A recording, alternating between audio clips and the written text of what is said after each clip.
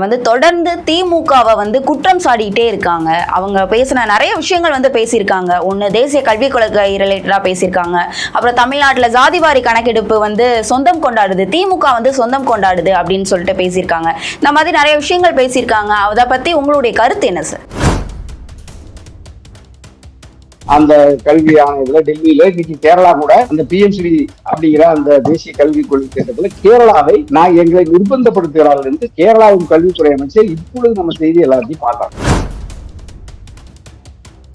இப்ப கொங்கு மண்டலத்தை எடுத்துக்கிட்டா இப்ப அண்ணாமலை அவர்கள் என்ன சொல்லியிருக்காருன்னா, என்டிஏ கூட்டணி தான் கண்டிப்பா கொங்கு மண்டலத்துல வந்து வெற்றி பெறும் அப்படின்னு சொல்லியிருக்காரு. இதை வந்து நம்ம எப்படி பாக்குறது, எப்படி எடுத்துக்கலாம்?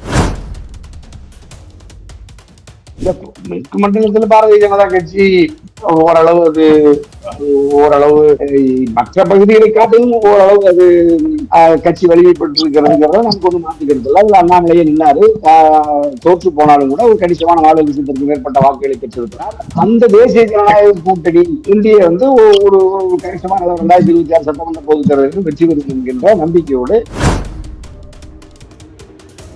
யூத்தமிழ்ல சரியான இது நல்ல கேள்விதான். ஏன்னா நீங்க திராவிட முன்னேற்ற கழகம் அல்லது அதனுடைய கூட்டணி மேற்கு மண்டலத்தில் வலிமையாக இருக்கிறதா? வலிமையாக இருக்கிறது. ஏன்னா நீங்க ஏற்கனவே நாடாளுமன்ற தேர்தலில் 2024 மின்துறை அமைச்சர், ஆயத்தொழில்துறை அமைச்சர் மேற்கு மண்டலத்தில் திராவிட முன்னேற்ற கழகத்தினுடைய ஒரு நட்சத்திர நிர்வாகியாக இருக்கிற செந்தில் பாலாஜி.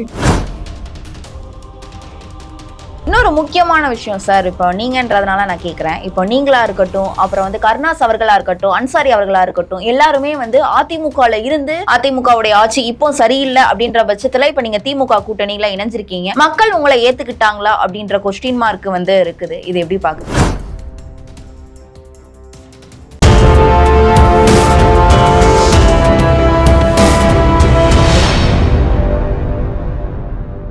தமிழ் நேயர்களுக்கு வணக்கம். நான் உங்கள் பிருந்தா சங்கர். இன்று நம்மோடு சிறப்பு விருந்தினராக இணைந்திருப்பது முன்னாள் சட்டப்பேரவை உறுப்பினரும் தமிழ்நாடு கொங்கு இளைஞர் பேரவை தலைவரும் திரு தன்னியரசு அவர்கள். வணக்கம் சார். வணக்கம் சார். அதாவது நிர்மலா சீதாராமன் அவங்க வந்து பேசின, அதாவது பத்திரிகையாளர்கள் சந்திப்பை நீங்க கண்டிப்பா கேட்டிருப்பீங்க. வந்து தொடர்ந்து திமுகவை வந்து குற்றம் சாடிக்கிட்டே இருக்காங்க. அவங்க பேசின நிறைய விஷயங்கள் வந்து பேசியிருக்காங்க. ஒன்று, தேசிய கல்விக் கொள்கை ரிலேட்டடாக பேசியிருக்காங்க.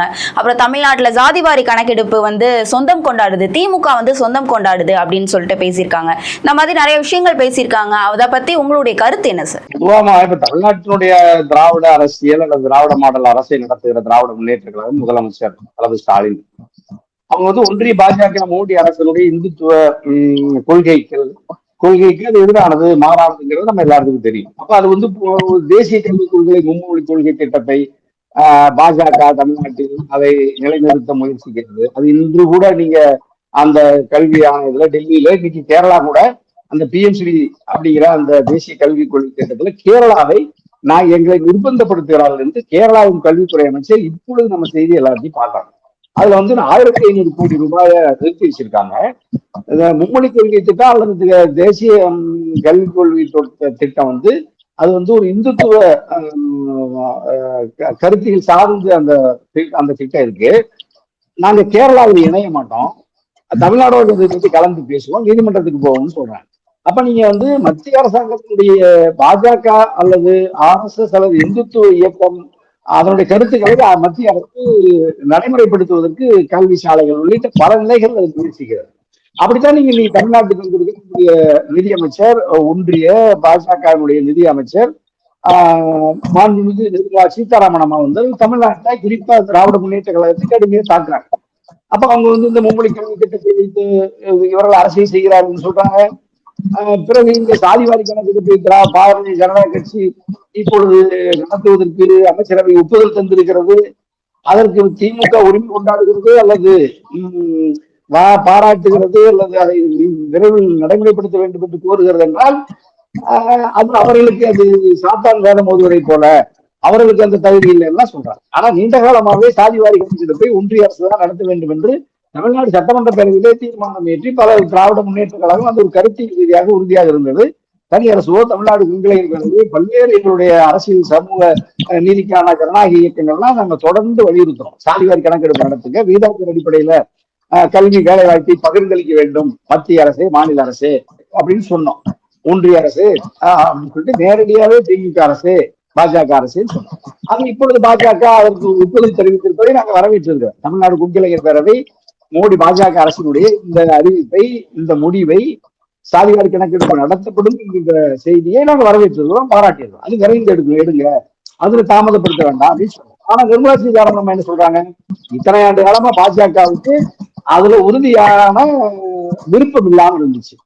ஆனா இப்ப இப்ப ஒரு பீகார் தேர்தல் உள்ளிட்ட பல தேர்தல் மாநில தேர்தலை சந்திக்க வேண்டிய சூழ்நிலையில, இன்னும் சொல்ல போனா ஓராண்டுல தமிழ்நாடு சட்டமன்ற பேரவையை கூட சந்திக்க வேண்டிய சூழல் இருக்கிற பாஜக சாதிவாரி கணக்கெடுப்பை நடத்துவதற்கு ஒப்புதல் தெரிவித்துவிட்டு ஒரு 2-3 தேர்தல்களை சந்திப்பதற்கு, அது ஒரு தேர்தல் அல்லது மிக பெரும்பான்மையாக இந்தியாவில் இருக்கிற ஓபிசி இதர பிற்படுத்தப்பட்ட மக்கள் கிட்டத்தட்ட 80 விழுக்காடு மக்கள் நாட்டுல இத்தனை ஆண்டு காலம் கல்வியில இடஒதுக்கீட்டுல மிகப்பெரிய அநீதிக்கு இரையாகி பெரிய ஒரு சுரண்டல் நடந்துருச்சுங்க.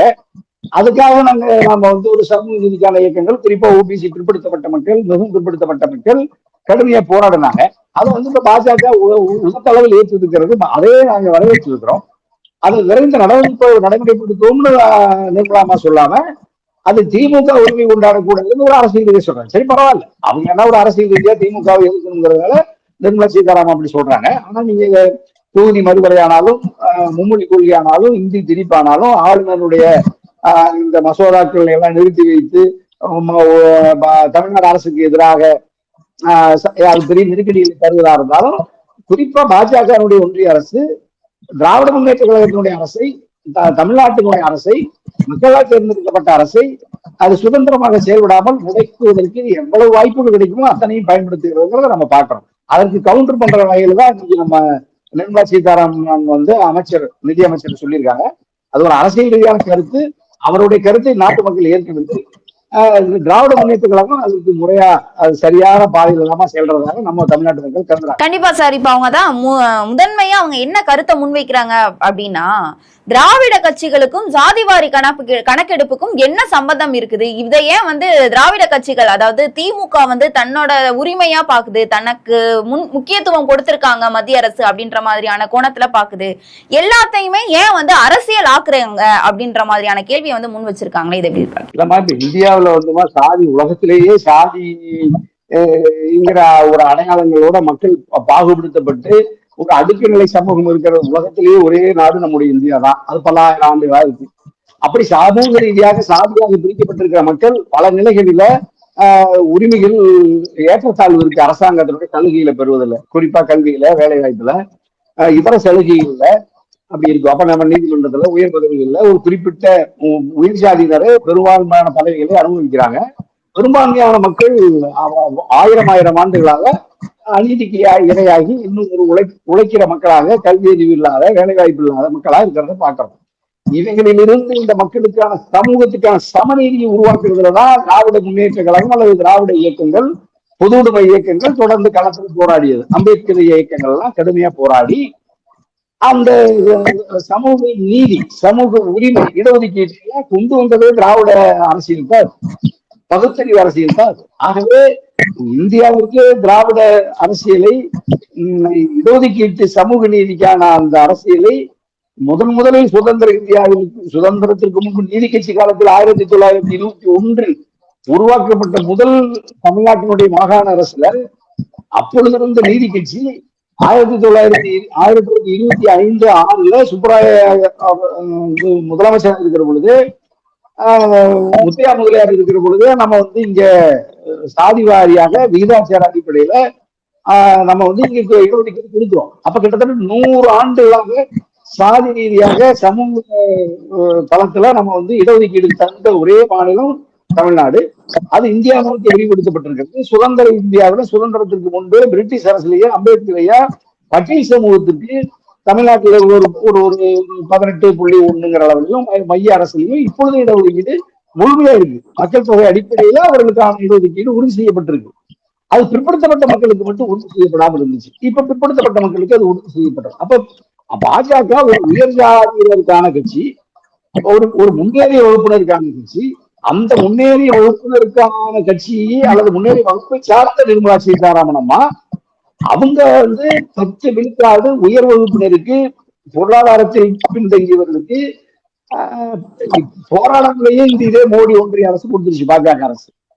அப்ப நம்ம போராடி மண்டல கமிஷன்ல நம்ம 27 விழுக்காடு நமக்கு உறுதி செய்யப்பட்ட பிறகு கூட அதையே முழுமையாக செயல்படுத்துவதற்கு மனம் இல்லாமல் இந்தியாவில் இருக்கிற இந்துக்களாக இருக்கிற மிகவும் பிற்படுத்தப்பட்ட மக்களை, ஓபிசி இதர பிற்படுத்தப்பட்ட மக்களை வஞ்சித்த பாஜக மோடி அரசு இத்தனை ஆண்டுகளாம் போராட்டத்துக்கு பிறகு, இன்னும் சொல்ல போனா காங்கிரஸ் கட்சியினுடைய தலைவர், நாடாளுமன்ற உறுப்பினர் ராகுல் காந்தி தொடர்ந்து வலியுறுத்திய பிறகு தமிழ்நாட்டுக்கு முதலமைச்சர் உள்ளிட்ட போன்ற ஜனநாயக சமூக இயக்கங்கள் எல்லாம் இந்தியா முழுக்க கோரிக்கை வைத்த பொழுது, லல்லு பிரசாத் யாதவ் போல, நீங்க குஜராத்ல, யூபியில அதனுடைய இப்ப நம்முடைய முலாயம் சிங் யாதவ், அகிலேஷ் யாதவ் மாதிரியான சமாஜ்வாடி பார்ட்டி எல்லாம் கடுமையா இதை பத்தி நம்ம கோரிக்கை வச்சதுனால இப்ப பாஜக தேர்தல் வருகிறது, பிற்படுத்தப்பட்ட மக்களின் வாக்குகளை பெற வேண்டும் என்பதற்காக ஏற்கனவே 2024 நாடாளுமன்ற தேர்தலில் பாஜக இந்த சமூக நீதி, பிற்படுத்தப்பட்ட மக்கள், இந்து மக்களினுடைய வாக்கை அது இழந்து தனிப்பெரும்பான்மையில் இருந்த பாஜக இப்பொழுது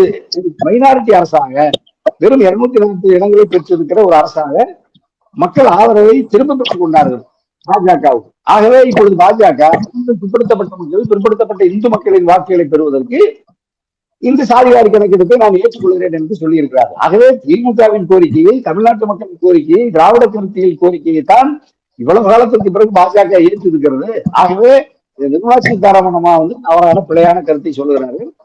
ஆனாலும் கூட யார் எதை செய்தாலும் இந்த கோரிக்கையை ஏற்று மோடி அரசு அதை நடைமுறைப்படுத்தினால் நமக்கு மகிழ்ச்சி. கண்டிப்பா சார். இன்னொரு முக்கியமான விஷயம், இப்ப சாதிவாரி கணக்கெடுப்பு அப்படின்னாலே அதை முக்கியத்துவம் படுத்தினவங்க ஒண்ணு பாமக, இன்னொன்னு நாம் தமிழர் கட்சியினர் தான். இப்ப எல்லாரும் பிளஸ் ஊடகங்கள்ல என்ன சொல்றாங்கன்னா, பெரும்பாலும் இது இவங்க 2 பேருக்கும் கிடைத்த வெற்றி, மிகப்பெரிய வெற்றி. அதாவது சாதிவாரி கணக்கெடுப்பு, அப்புறம் இந்த பஞ்சமீர்நில மீட்புன்னு சொல்லிட்டு நாம் தமிழர் சீமான் அவர்கள் ஒரு பெரிய போராட்டத்தை நடத்தினாங்க. அதுல மக்களுடைய வரவேற்பு ரொம்பவே அதிகமா இருந்தது. இதை நீங்க எப்படி பாக்குறீங்க? இதை நீங்க எப்படி, உங்களுடைய கண்ணோட்டத்துல இது எப்படி இருக்கு? பரவாயில்ல, நாம் தமிழரோ பாட்டாளி மக்கள் கட்சி இந்த சாதிவாரி கணக்கெடுப்பு நடத்தி இடஒதுக்கீட்டை பகிர்ந்தளிக்க வேண்டும் என்று கோரிக்கை வைக்காத இந்தியாவில் ஒரு கட்சி கூட கிடையாது. அப்படி இந்தியாவில் இருக்கிற அனைத்து கட்சிகளினுடைய கோரிக்கையை ஏற்று, தமிழ்நாட்டில் இருக்கிற ஒட்டுமொத்த அரசியல் கட்சிகளினுடைய ஏற்று, சமூக இயக்கங்கள், சாதி இயக்கங்கள், சாதி சங்கங்கள், சமூக நீதிக்கான அரசியல் விமர்சகர்கள், திறனாய்வாளர்கள் எல்லாம் இதை கடுமையான ஆய்வுக்கு பிறகுதான் இந்த கோரிக்கையை நம்ம தொடர்ந்து வலியுறுத்தணும். அப்ப நாங்கெல்லாம் பல போராட்டங்களை தமிழ்நாடு கொள்கையின் பிறகு நாங்கெல்லாம் கோவையில, சேலம், மதுரை மாதிரியான முக்கியமான மாவட்டங்களில் எல்லாம் பெருந்திரள் மக்கள் போராட்டங்களை எல்லாம் கடுமையா நடத்தி நாங்க அந்த போராட்டங்களை முன்னெடுத்தோம். ஒரு பாட்டாளி மக்கள் கட்சியும் களத்துல அவங்க ஒரு அணியிலோ அந்த அணியை கட்டி போராட்டத்தை முன்னெடுத்தாங்க. நாம் தமிழர் கட்சி சகோதரர் சீமான் அந்த போராட்டத்தை முன்னெடுத்தாங்க.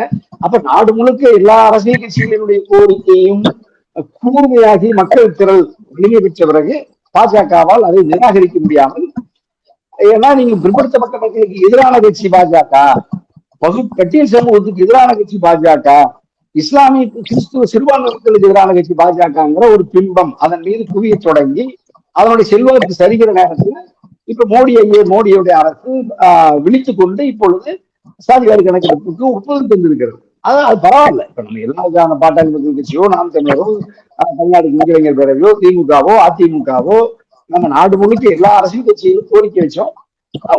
ஜனநாயகத்துல நம்ம கோரிக்கையை ஒரு அரசு ஏற்றுக்கொண்டிருக்கிறது என்றால், ஒரு பாஜக அரசாக இருந்தாலும் மோடி அரசாக இருந்தாலும் நம்ம நன்றி பாராட்டுறோம், வரவேற்கிறோம், பாராட்டுறோம். கண்டிப்பா சார். இப்ப கொங்கு மண்டலத்தை எடுத்துக்கிட்டா, இப்ப அண்ணாமலை அவர்கள் என்ன சொல்லியிருக்காருன்னா, என்டிஏ கூட்டணி தான் கண்டிப்பா கொங்கு மண்டலத்துல வெற்றி பெறும் அப்படின்னு சொல்லியிருக்காரு. இதை நம்ம எப்படி பாக்குறது, எப்படி எடுத்துக்கலாம்? மேற்கு மண்டலத்துல பாரதிய ஜனதா கட்சி ஓரளவு ஓரளவு மற்ற பகுதிகளை காட்டிலும் ஓரளவு அது கட்சி வலிமைப்பட்டிருக்கிறதுங்கிறத நமக்கு ஒன்றும் மாற்றிக்கிறது இல்லை. அதுல அண்ணாமலையே நின்னாரு, தோற்று போனாலும் கூட ஒரு கணிசமான 4,00,000 மேற்பட்ட வாக்குகளை பெற்றிருக்கிறார். அந்த தேசிய ஜனநாயக கூட்டணி இந்திய ஒரு கணிசமான 2026 சட்டமன்ற பொதுத் தேர்தலில் வெற்றி பெறும் என்கின்ற நம்பிக்கையோடு பாஜகவின் முன்னாள் தலைவர், மாநில தலைவர் அண்ணாமலை சொல்லியிருக்கார். அதுவும் அரசியல் கட்சியின் தலைவராக ஒரு நம்பிக்கையை வெளிப்படுத்துகிறார். அது குறிப்பா மேற்கு மண்டலத்தில் அந்த நம்பிக்கையை கூடுதலாப்படுவதற்கு அதிமுக ஏற்கனவே வலிமையா இருக்கிறது, பாஜகவும் ஒரு வலிமையாக வளர்ந்து வருகிற ஒரு கட்சி என்கிறதுனால இரண்டும் இணைந்ததனால் கூடுதலான அதுக்கான வெற்றிக்கான வாய்ப்பு இருக்கும்னு அவங்க சொல்றாங்க. ஆனா அது திராவிட முன்னேற்ற கழகத்தினுடைய வியூகம். 2026 கூட்டணி மற்ற செயல்பாடுகளை பொறுத்து பாஜக அல்லது அண்ணாமலையின் கனவு பலிக்குமா, அல்லது பாஜகவின் கனவை அல்லது அவருடைய ஆசையை நிராசையாக மாற்றுவதற்கு திமுகவின் வியூகத்தை பொறுத்து மேற்கு மண்டலம் 2026 வெற்றி வாய்ப்புகள் அமையும் தனியரசு கருதுறோம். கண்டிப்பா. இப்ப கொங்கு மண்டலம் அப்படின்னாலே நம்மளுக்கு எல்லாருக்கும் முதன்மையா ஞாபகம் வர்றதுன்னு பாத்தீங்கன்னா செந்தில் பாலாஜி தான். ஏன்னா இப்ப செந்தில் பாலாஜி அமைச்சர் பதவியில இருந்து வெளில வந்துட்டாங்க. இப்ப கொங்கு மண்டலம் ஸ்ட்ராங்கா இருக்கா? திமுக சார்புல, திமுக கூட்டணி சார்புல கொங்கு மண்டலம் அங்க ஸ்ட்ராங்கா இருக்கா அப்படின்ற ஒரு கேள்விக்குறி எல்லார் இடத்துலயுமே எழ தொடங்கியிருக்கு. இதுக்கு உங்களுடைய பதில் என்னவா இருக்கு? இல்ல, நல்ல கேள்விதாம்மா. நம்ம வகுப்புகள் நம்ம யூத்தமிழ்ல சரியான இது நல்ல கேள்விதான். ஏன்னா நீங்க திராவிட முன்னேற்ற கழகம் அல்லது அதனுடைய கூட்டணி மேற்கு மண்டலத்தில் வலிமையாக இருக்கிறதா? வலிமையாக இருக்கிறது. ஏன்னா நீங்க ஏற்கனவே நாடாளுமன்ற தேர்தலில் 2024 மின்துறை அமைச்சர், ஆயத்தொழில்துறை அமைச்சர், மேற்கு மண்டலத்தில் திராவிட முன்னேற்ற கழகத்தினுடைய ஒரு ஒரு நட்சத்திர நிர்வாகியா இருக்கிற செந்தில் பாலாஜி இல்லாத பொழுது முடக்கி வைக்கப்பட்டு கடுமையான நடவடிக்கைக்கு பாஜகவின் நடவடிக்கைகளுக்கு இரையாக இருந்த பொழுது மேற்கு மண்டலத்தில் அனைத்து இடங்களிலும் திராவிட முன்னேற்ற கழகம் நாடாளுமன்ற தொகுதியில் வெற்றி பெற்றிருக்கிறது என்பதனால் அவ்வளவு இலகுவாக திராவிட முன்னேற்ற கழகத்தை மக்கள் நிராகரிக்கிறது. அப்ப வாக்கு சதவீதம் குறைந்திருக்கிறது. ஆனாலும் வெற்றியை அது இழக்கிறது. ஆகவே பாஜக அதிமுக இணைந்திருந்தால் திமுகவுக்கு ஒரு சவாலா இருந்திருக்கும். அப்ப நீங்க செந்தில் பாலாஜிக்கான இப்ப ஒரு நெருக்கடி, அவருடைய அமைச்சர் பதவி விலக வேண்டிய ஒரு சூழல், இந்த சூழ்நிலையில திராவிட முன்னேற்ற கழகம் அதிமுக பாஜக உறவுக்கு பிறகு மேற்கு மண்டலத்துல 26 ஒரு பெரிய சவாலா இருக்குங்கிறதுல நான் எனக்கு ஒண்ணும் மாற்று கருத்து இல்லவா. ஒரு சவாலான மண்டலம் தான் மேற்கு மண்டலம். இந்த சவாலான நேரத்துல செந்தில் பாலாஜி இன்னும் கூடுதலா கடுமையா போராட வேண்டியதா இருக்கும். செந்தில் பாலாஜி மட்டுமல்ல, மேற்கு மண்டலத்தில் அனைத்து திராவிட முன்னேற்ற கழகத்தினுடைய நிர்வாகிகளும், மாவட்ட செயலாளர்கள், அமைச்சர்கள், சட்டமன்ற உறுப்பினர்கள் கடுமையா வேலை செய்யும். இன்னைக்கு திராவிட முன்னேற்ற கழகத்தினுடைய மாவட்ட செயலாளர்கள் கூட்டத்துல கூட அறிவு நிலையத்துல சட்டமன்ற உறுப்பினர்கள் எல்லாம் ஊராட்சியர்களே போய் மக்களை சந்திக்கணும், நிர்வாகிகளை சந்திக்கணும் அப்படிங்கிறதெல்லாம் இன்னைக்கு முதலமைச்சர், திமுகவின் தலைவர் தளபதி அறிவுறுத்தியிருக்காரு. அப்ப இப்ப கிட்டத்தட்ட ஓராண்டுகளுக்கு முன்பே எல்லா அரசியல் கட்சிகளுமே களத்துக்கு போய் வெற்றிக்கான சூழலை இப்ப அவதானித்து களத்துல இறங்கி வேலை செய்ய ஆரம்பிச்சுக்கிறாங்க. அந்த அடிப்படையில் திமுக மேற்கு மண்டலத்தில் இவ்வளவு 2019, 2021, 2024 பெற்ற வெற்றியை போல இந்த 26 அவ்வளவு இலகுவாக வெற்றியை சுழைக்க முடியுமானால் கூடுதலாக சில சவால்களை சந்தித்து அந்த வெற்றியை நுகர முடியும்னு தனியரசு கருதுறேன். அந்த சவாலில் திராவிட முன்னேற்ற கழகத்தினுடைய வியூகம் பழுதடைந்தால் கணிசமான இடங்கள்ல ஒரு சில இடங்கள்ல அதிமுக அல்லது பாஜகவுடைய அந்த அணி ஒரு சில இடங்கள்ல வெற்றி வர வாய்ப்பு. கண்டிப்பா நீங்க சொல்றபடி பார்த்தோம் அப்படின்னா கொங்கு மண்டலத்திலயும் சரி, தென் மாவட்டங்கள்லயும் சரி, திமுக கொஞ்சம் சரிஞ்சிருக்கு அப்படின்னே எடுத்துக்கலாமா? ஏன்னா வலு விழுந்திருக்கு அப்படின்னு சொல்லிட்டு, ஏன்னா சாதி ரீதியான கொலை சம்பவங்கள் தொடர்ந்து அரங்கேறுது தென் மாவட்டங்கள்லயும் சரி, மற்ற பிற மாவட்டங்களையும் நடக்கு. முக்கியமா தென் மாவட்டங்கள்ல குறிப்பா அதிக அளவுல நடக்குது. அதே மாதிரி கொங்கு மண்டலத்திலையும் திமுகவுடைய வலு இழந்துட்டு வருது அப்படின்னு சொல்றாங்க. இது உண்மைதானா? இல்லமா, அப்படி ஒரு தோற்றத்தை தொடர்ந்து உருவாக்குறாங்க சில பேரு. ஆனா மக்கள் மத்தியில பெரிய திமுகவுக்கு பெரிய அளவுல எதிர்ப்பு அப்படின்னு இது வரைக்கும் எதுவும் உருவாகல.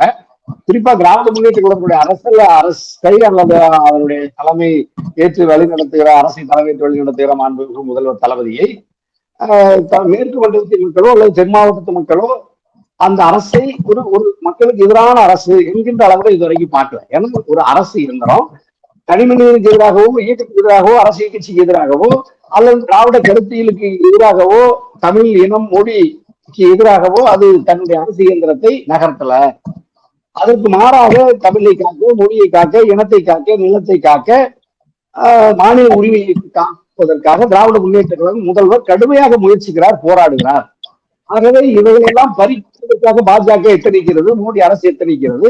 இவைகளிலிருந்து பாதுகாப்பதற்கான ஒரே ஆயுதம் ஆற்றல் திமுக முதல்வர் தளபதிங்கிற அந்த அந்த ஸ்டார் இருக்கலாம். அந்த அந்த அதுதான் ஸ்டாலினுடைய அந்த அந்த அந்த ஆளுமையை நிலைநிறுத்தி மக்கள் ஆதரவை அவர் பெறுகிறார், மக்கள் ஆதரிக்கிறார்கள், அவர் தொடர்ந்து வெற்றி பெறுகிறார். அப்ப நீங்க இந்த சாதி அல்லது நீராவோ அல்லது மின்சாரமோ அல்லது வேலை வாய்ப்போ இன்னவர சின்ன சின்ன சிக்கல்களில் இருந்தெல்லாம் அரசை விமர்சிப்பதற்கு எந்த ஆதாரமும் முகாந்திரமும் இல்லை.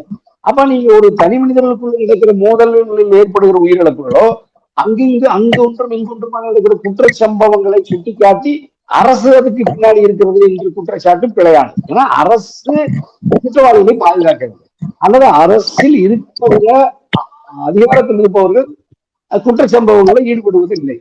அப்ப நீங்க சமூகத்தில் நடக்கிற குற்றங்கள் இயல்பான குற்றங்கள், குற்றங்கள் உடனடியாக நடவடிக்கை எடுக்கப்பட்டு தண்டிக்கப்படுகிற சூழலை பார்க்கணும். ஆகவே பொதுமக்கள் மத்தியில திமுகவுக்கு அரசுக்கு எதிராகவோ முதல்வருக்கு எதிராகவோ தென் மாவட்டங்களிலேயோ அல்லது கிழக்கு மண்டலத்திலேயோ அப்படிப்பட்ட எதிர்ப்பு உணர்வு, எதிர்ப்பு அலை அப்படின்னு இதுவரைக்கும் உருவாகலாமா, இனிமேலும் உருவாகும் என்று நான் கருதவில்லை.